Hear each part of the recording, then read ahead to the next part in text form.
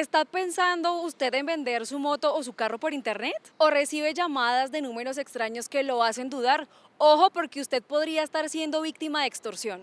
765 denuncias por extorsión han llegado al Gaula. El 45% podrían ser desde cárceles. Si usted ha sido víctima de esto, esta nota le interesa. En Colombia, mientras muchos piensan que la cárcel es el final del camino para un delincuente, la realidad es muy distinta.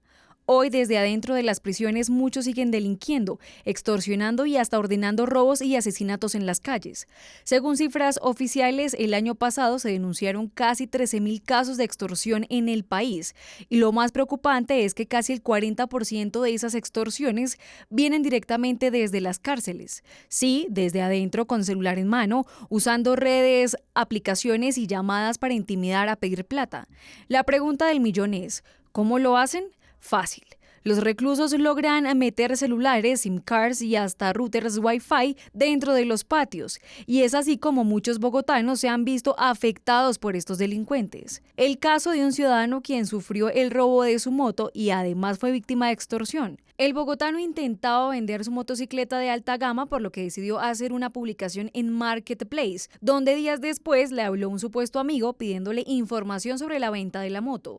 Obviamente este supuesto amigo mío era uno de esos delincuentes que desde las cárceles hicieron, entre comillas, un trabajo de inteligencia en mi Facebook, se metieron a mis fotos, vieron quién me comentaba las fotos y allí pues descubrieron cómo me decía esta persona y por eso se hicieron pasar por este supuesto amigo que me escribió y empezó a ganarse mi confianza diciéndome unos apodos que me decía pues el que supuestamente era mi amigo. Siempre la muestro en el parqueadero de mi casa porque pues no hay posibilidad de salir de ese parqueadero. Este señor empieza a ver la moto, le mira las especificaciones, me pregunta por papelería y de un momento a otro me pregunta que cómo está de caja la moto, es decir, los cambios, y en ese momento de manera abrupta y sin autorización mía se sube a la moto, le mete un cambio a la moto y acelera la moto y obviamente como es una moto de alto cilindraje, pues no logro alcanzarlo corriendo. Empiezo a llamar a la policía, sin embargo esta gente, estos delincuentes me empiezan a marcar no solo desde el celular de mi supuesto amigo, sino también del supuesto comprador, todo esto para bloquearme las llamadas y pues que uno no llame a la policía.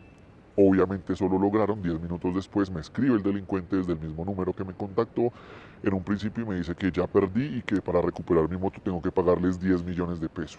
Se da cuenta que yo me estoy moviendo con la policía y me dice que por bulloso y que por visajoso, como estos delincuentes hablan, me van a cobrar 5 millones de pesos más por el rescate de la moto, es decir, 15 millones de pesos me estaban cobrando de extorsión.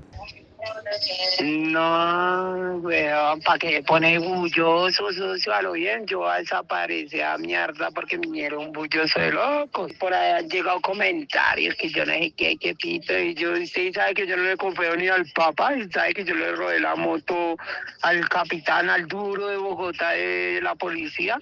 Un Ducati Street Fighter V4 de 108 millones. ¿Sí sabía, papá?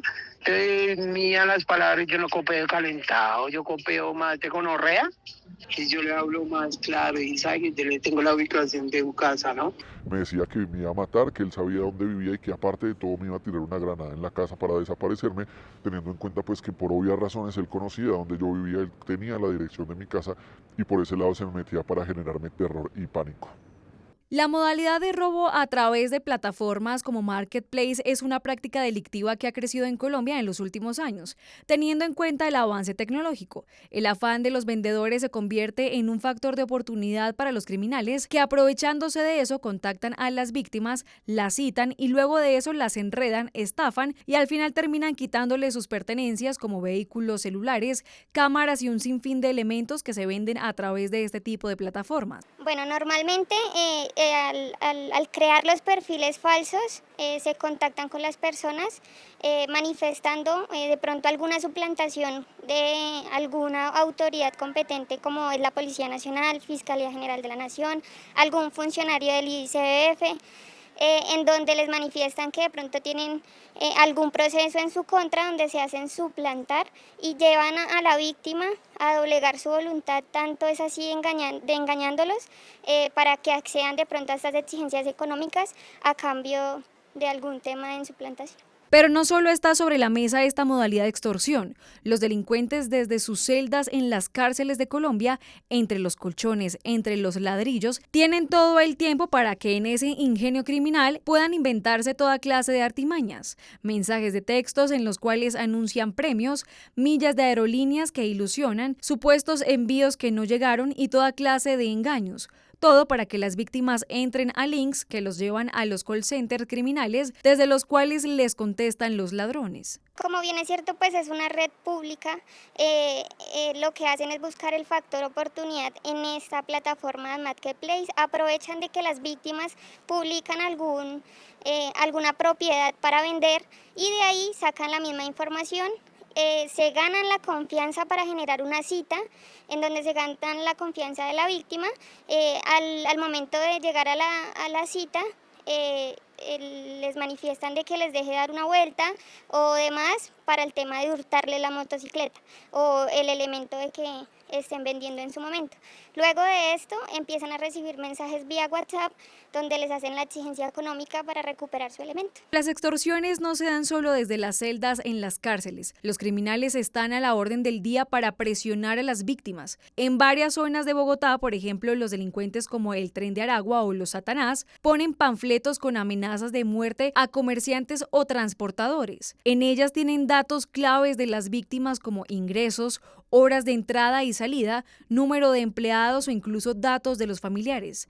Información con la que presionan para pedir altas sumas de dinero. En caso de no hacer lo que ellos digan, estos criminales son capaces de disparar contra los negocios o incluso asesinar. En otro caso, como el de Diana, como llamaremos a esta víctima para proteger su identidad, los ladrones la secuestraron, la robaron y con la información de su celular la están extorsionando. A ella, en medio de esos minutos de pánico, la abusaron, la golpearon e incluso le cortaron la lengua antes de dejarla abandonada tras recibir también amenazas. Ahora, no siendo suficiente, también es contactada permanentemente por estos bandidos, quienes continúan amenazándola. Justo acá en esta parte, al frente de la Panamericana, se decidió tomar el taxi, levantó la mano y pasa un taxi.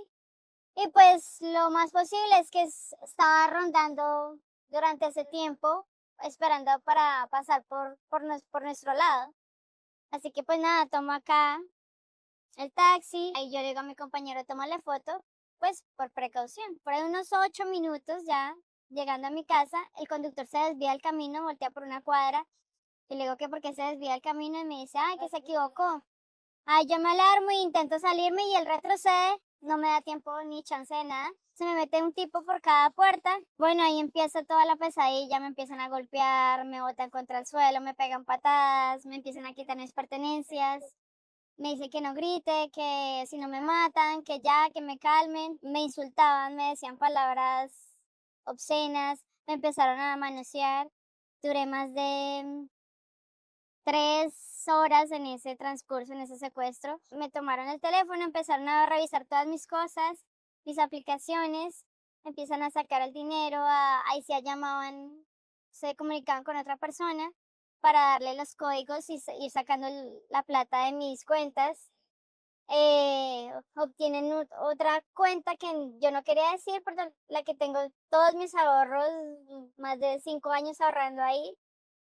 Y pues me meten un cuchillo en la boca, me dicen que les den la clave si no me matan, hasta que me cortan la lengua. Logran obtener pues mi contraseña, la desocupan toda.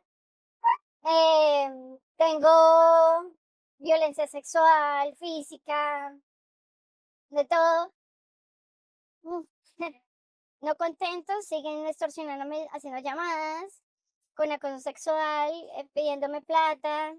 Es extorsión, recibí uno como por zapa, la vamos a buscar, porque hace poquito di entrevistas como testimonio.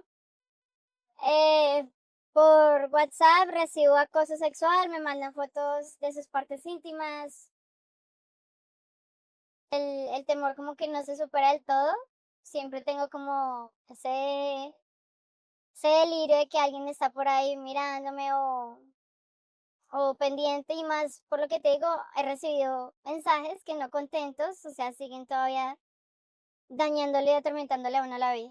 En lo corrido del 2025, las autoridades han recibido un total de 765 denuncias de extorsión en Bogotá. Sin embargo, las cifras son aún más grandes si se tiene en cuenta que por miedo muchas de las víctimas no denuncian ante las autoridades y muchas veces acceden a las pretensiones de los criminales. Por eso, desde la policía hacen un llamado urgente a que si usted es víctima de extorsión, no dude de inmediato en comunicarse. Tenga en cuenta de la información que publica en redes sociales. En temas de entornos digitales, para que no vaya a caer en las diferentes modalidades de entornos digitales, como suplantación de alguna entidad pública, perfiles falsos, el tema del marketplace con devolución de bienes o algún tema de falso servicio. No es un favor que le están haciendo, por favor, si es víctima, contacte al Gaula de la Policía Nacional y recuerde que estamos para ayudarle. Comuníquese a la línea gratuita 165, somos el Gaula de la Policía Nacional. Recuerde, yo no pago, yo denuncio. En Colombia la extorsión ya no tiene fronteras, ni muros, ni rejas, ni distancias detienen a los delincuentes. Lo hacen desde las cárceles, desde las calles, desde las redes y desde cualquier rincón donde haya una víctima con miedo. Y mientras muchos callan por temor, los criminales se fortalecen. Solo visibilizando el problema podremos frenar esta cadena de miedo y violencia que hoy afecta a miles de familias en el país.